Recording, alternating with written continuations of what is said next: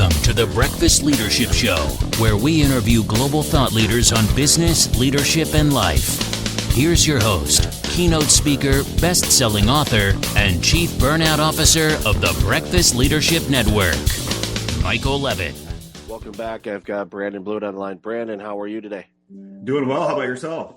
I am awesome. Really looking forward to this conversation. As somebody that has traveled a little bit in my life, when your name came up, I thought, oh yeah, this will be a fun conversation. So I want to share a little bit about you, and then we'll jump into the conversation. Sounds like a plan. So share a little bit about yourself. Oh, perfect. So my name is Brandon Blewett, the author of the book, How to Avoid Strangers on Airplanes, which is, a tell-all of a frequent flyer mishaps and whatnot. But it's also a tale of how the pains that we experience in travel mirror what we go through in our professional development and our personal journeys. So how did I come up with the book was a lifelong career of weekly travel. Most of that was domestic, so a lot of time spent at 30,000 feet. And it's been a career that's gone from consulting to leading the mergers and acquisitions, corporate development function at a private equity roll-up. So that's just a bit about me. Yeah, I've traveled quite a bit. I remember back in the late 90s, I worked for an insurance automation provider, and in 6 months, I was in 26 states. So it was, so I had the fridge magnets to prove it too. It was like, okay. And of course, when Hawaii came up, my boss took that one. I can't figure out why. That's how it always works. It's the super sexy locations that the boss gets to go to, and you wind up in in a small town airport that only has 2 regional flights a day. Exactly, and a stand-up piano and rocking chair. It's like, okay, it's like, this is not O'Hare. I can tell that right now. This is definitely a smaller place. It's like you look at the airport and you go, how did that plane land here? It's like, it's like you got one shot at it and no wiggle room, but they do it. But yeah, so I've been through the travel game and continue to do so. Although the last couple of years not as much, but after the pandemic, 2022 was a really busy year for me and in the airports and all of that. And you see, one of the things I do is I get to the airport really early because there's always things that come up, and a lot of times I'll fly internationally, so you need to get there earlier anyway. And even though I have a Nexus pass that lets me in and I don't have to take off my shoes and all that fun stuff, it still can take some time. So for me, I like to get there, that I'm at the gate or by the gate, then I can just relax and do some prep work or whatever I need to do.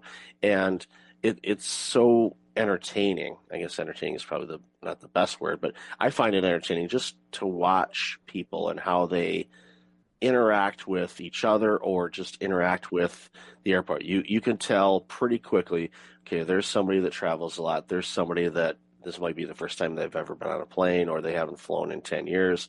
Right. They're all kind of dazed and confused, and they could be families or it could be business people as well. And it is while it's a wonderful experience. I love flying. Don't get me wrong, but the getting to the plane aspect is still something that has its tweaks and concerns, and no rhyme or reason, because some airports are so much easier to get through than others. And it's I'll pick on LAX for a moment. I flew in, or easy one to pick on. Oh yeah.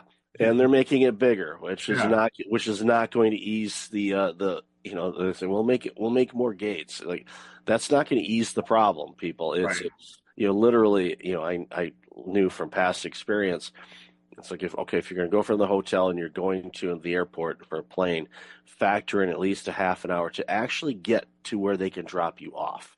It's like you land at the airport, then you're going to be in there for half an hour trying to get there. So, but again, all of these little nuances, for somebody that doesn't travel a lot, is something that comes up a lot. And in a way, it's a lot like your day-to-day life and the career that you lead, no matter what kind of work you do. You think you're ready for it, but there's always things that come up that are going to be out of the ordinary, and you have to be pretty agile and adapt quick. Otherwise, in this case, you're going to miss your plane, or in business life, you could make a mistake at work, lose a client, who knows? So I'd love to hear your thoughts on that. Yeah, no, I mean, that's exactly kind of the story of every week, right? There's so many times when, you mentioned O'Hare, returning a rental car at O'Hare is a chore in and of itself because that exit only has the one lane where you can turn left to the rental car lots. And you get there late, you get to the bus late, there's traffic to get to the entry point for security. Security lines can be long. And then if you're like me, I was flying in and out of O'Hare a lot when I lived in Atlanta, and they put Delta at the very, very back of the terminal. So, it was always funny that it could be, the middle of December and I was sweating by the time I got onto the aircraft, even though it was, -3 degrees with the wind chill outside. But to me, that's so symbolic of what you go through in your career. You can think that you have the perfect plan mapped out and everything's going according to plan. And there's a car accident that's making traffic slow down even more. There's some type of event that it's a holiday period and there's more travelers that don't know how to get through security on a Thursday than usual. Same thing happens in your career. So it was really interesting to be able to write about not only kind of the funny habits that you see, but how they really do correlate to the journeys that we have in our careers. You brought up a good point too about flying Delta to O'Hare. It's something that I've learned very late in the game, of course, but it's like, okay, where am I flying to? All right, you see there and you say, okay, who's the preferred airline for that airport? All right, let's look at the flights there. And okay, if it's within, $50 and sometimes even $100 for the flight, I'm like, you know what? I'm just going to go with that because that's the hub. It's not like a favorite kid kind of thing, but it is in a sort of way.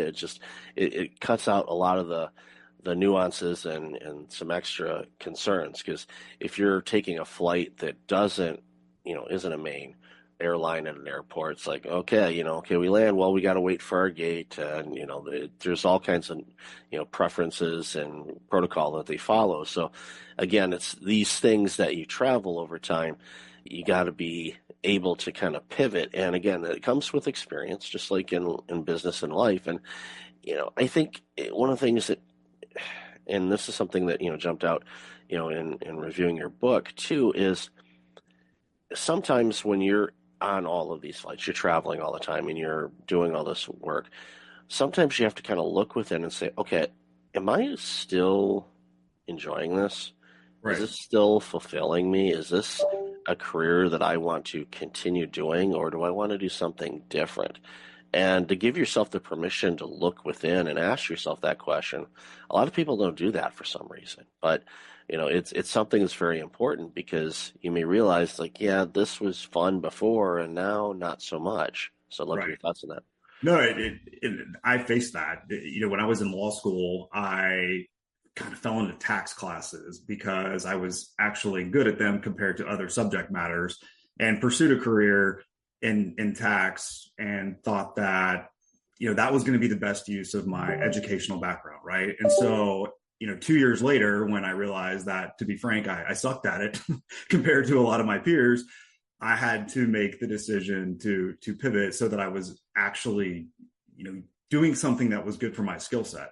But even that wasn't necessarily what I needed to be doing for the rest of my life. And what's interesting is that I went into the pivot into management consulting knowing that I probably didn't want to make partner.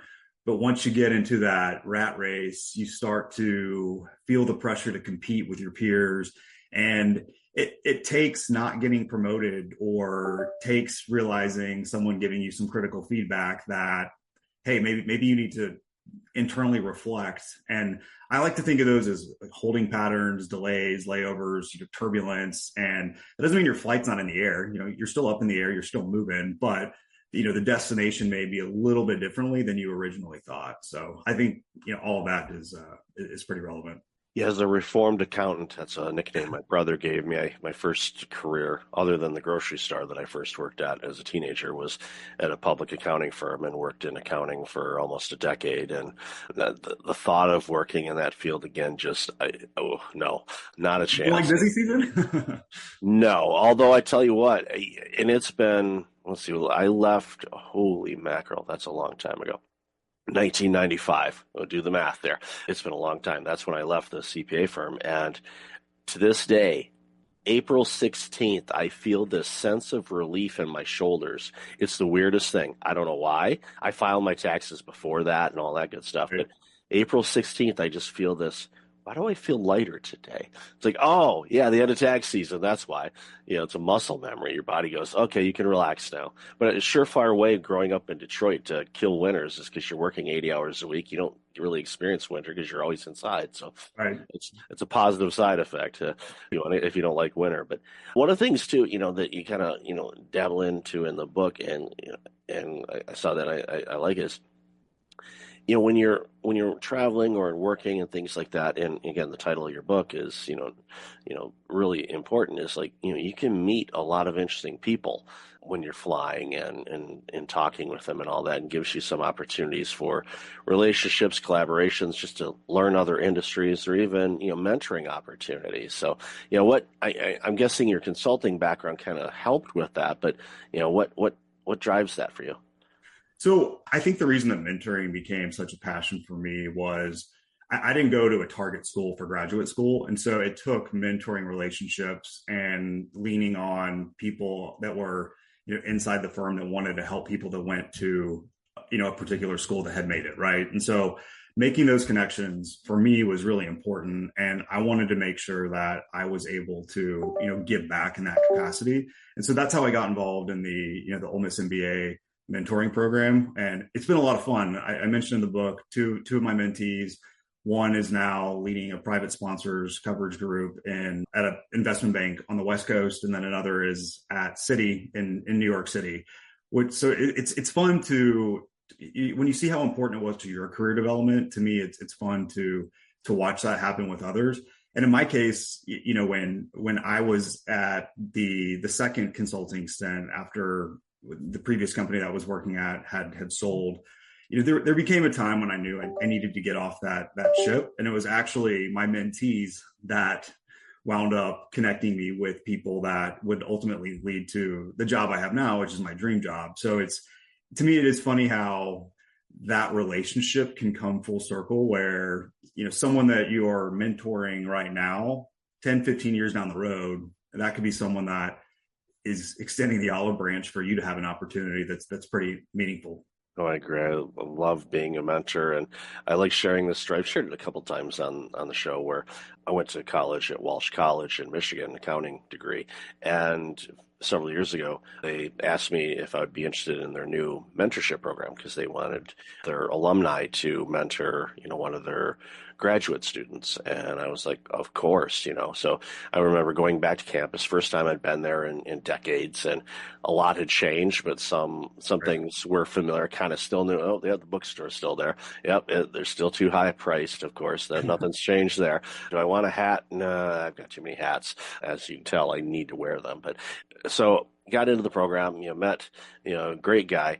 And, he was in, a business master's program, and just, got to know him. And I wasn't overly concerned on what his curriculum was and his schoolwork was. It's like, okay, what do you want to do when you get this degree? What's the purpose behind it? And what are you looking to do? And, he was relatively recently married. His wife was going to medical school in Chicago, and he was going there on the weekends to see her. And so they had two places that they were renting, and, separated all the time. And, we're talking. He's like, yeah, she's really entrenched in there. And so, she's not going to come here. So my hunch is after, I graduate, I'll go there and we can do that. But it's like, I'm missing her, so I don't get to see her that much.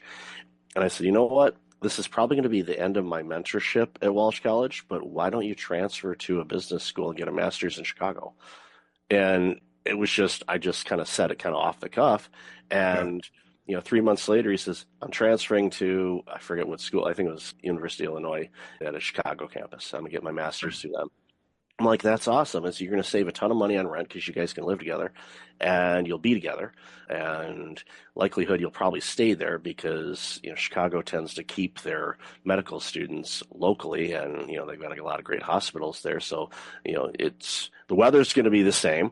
So, you've got baseball, you got football, you got hockey, basketball. So you got those things covered if you like those sports. So you're good to go. And So afterwards, I'm thinking, am I mentoring wrong? I don't think that was Walsh's intent for me to get them to lose tuition money, but I didn't look at it that way. I looked at it as, I'm mentoring somebody to be their best.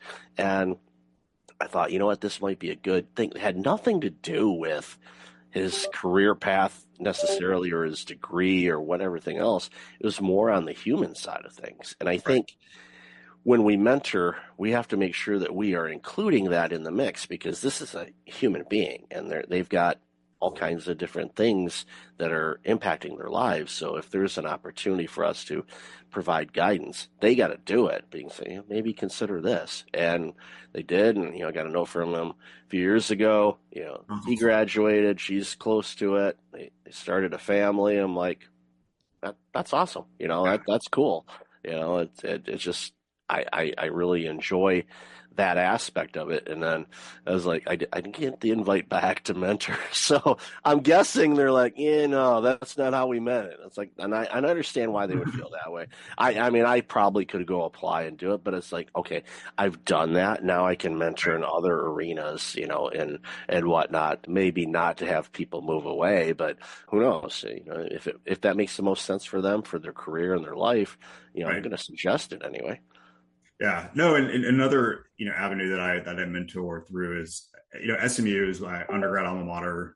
Huge year this year for sports for us, especially in football, but which was great. We won 10 total games my 4 years there, and I was one of the students that somehow decided to attend every home football game. So it was kind of a tearjerker to see us make it all the way to the playoffs this year. But the school has this cool program called Life After Ball, and it's to all athletes at the university to help prepare them for what's next. And so you get to speak on panels. I oftentimes do it related to finance or consulting, but they bring in just a whole gamut, and it's really fun to sit down with student athletes because for so long they thought, I'm going to be playing the sport for the rest of my life, and there comes a point when it's either, hey, college is at the end of the road, or I'm not going to make the cut in professional sports. And so you're able to give, it's not quite the same as what you did, like, hey, go to Illinois, Chicago to be with your girlfriend, fiance, but you are able to let them know that there are avenues that they can pursue, open them to a Rolodex, to date myself, of people that can help them, and just explain to them the various job opportunities and career opportunities that are out there. And it's incredibly rewarding. I started the book that I wanted to be Jerry Maguire, and I kind of feel like this is a much more meaningful way to be able to accomplish that. And it's fun to get to, like, when they're in season, you get to watch them play, whether it's on the court, on a field, or in a pool, and then watching them kind of turn into these, you see it on LinkedIn or when they send you emails, hearing how that was impactful is it's fun, right? It's just something that it's beyond the, hey, I checked a box, this makes me a leader. It's, really getting to make an impact on someone's life, which is fun. Oh yeah. And I'm thrilled that SMU had a great season. I remember them way back in the day when they were amazing. And then of course, they went away completely for too long. And now they're back, and again, by having a season like that, then what that does is it's on the radar for other players, because players want to play on teams that win. And and now that the transfer mechanism in college football is so much easier than it used to be, where it's like, okay, if I want to transfer, I got to lose a year.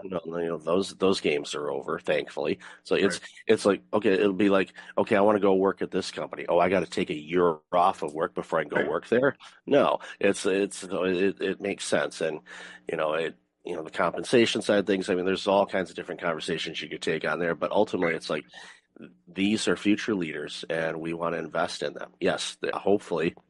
And we know the percentages are really small of the number of college athletes that make it to the professional level in whatever sport it is. It's very small. And of course, with international sport, gives them a few more opportunities, but still a tiny percentage. So knowing that, it's like, okay, what other interests, what lessons can we learn from the field or the pitch or the rink or the court that can be applicable in what you do? The discipline, and practice and all of that is, I said, don't ever forget what that taught you, because if you do that in your business life, whatever you do, you're going to crush it. You will. It's a guarantee, because the majority of people half-ass it. And if you go in there with discipline, you will rise to the top, and you'll be, wherever you want to go. And it's up to you.